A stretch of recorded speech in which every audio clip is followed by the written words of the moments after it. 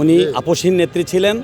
উনি কারোর সাথে এই দেশের গণতন্ত্র নিয়ে আপোষ করেন নাই। উনি গণতন্ত্রের একচ্ছত্র নেত্রী ছিলেন। উনি জেল খাইছে, মামলা খাইছে, হামলা খাইছে, কিন্তু উনি কোনোদিন কারোর সাথে আপোষ করে নাই। তিনবারের নির্বাচিত প্রধানমন্ত্রী বেগম খালেদা জিয়া তার মৃত্যুতে জাতির অপূরণীয় ক্ষতি হলো।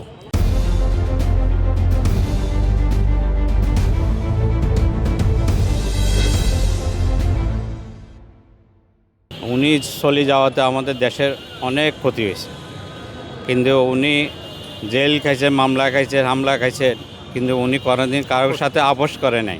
কিন্তু উনি চলে যাওয়াতে আমাদের অনেক ক্ষতি হয়েছে। আমরা কুমিল্লাবাসী ওনার জন্য শোকাহত। তিনবারের নির্বাচিত প্রধানমন্ত্রী বেগম খালেদা জিয়া তার মৃত্যুতে জাতির অপূরণীয় ক্ষতি হলো।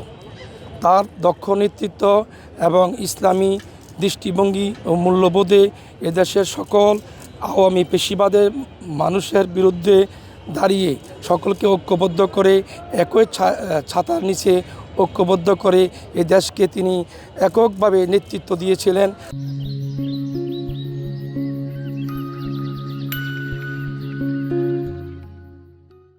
আমরা অনেক কষ্ট পাইছি মনের ভিতরে। উনি এই দুনিয়ার থেকে চলে গেছে, উনার জন্য আল্লাহ জান্নাতবাসী করে।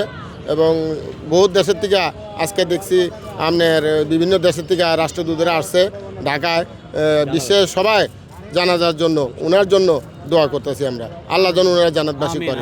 উনি আপোষহীন নেত্রী ছিলেন। উনি কারোর সাথে এই দেশের গণতন্ত্র নিয়ে আপোষ করেন নাই। উনি গণতন্ত্রের একচ্ছত্র নেত্রী ছিলেন।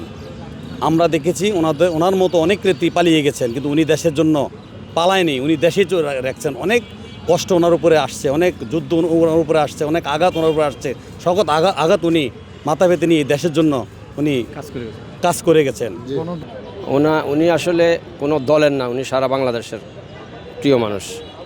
আর ওনার মৃত্যুতে সারা বাংলাদেশ আজকে মর্মাহত এবং আহত। আমরা আসলে ওনার মৃত্যুতে কোনো দলের পক্ষে না, উনি যে ভালো মানুষ সেই জন্য সবাই ওনার পক্ষে এবং ওনার প্রতি সবার আন্তরিকতা আছে।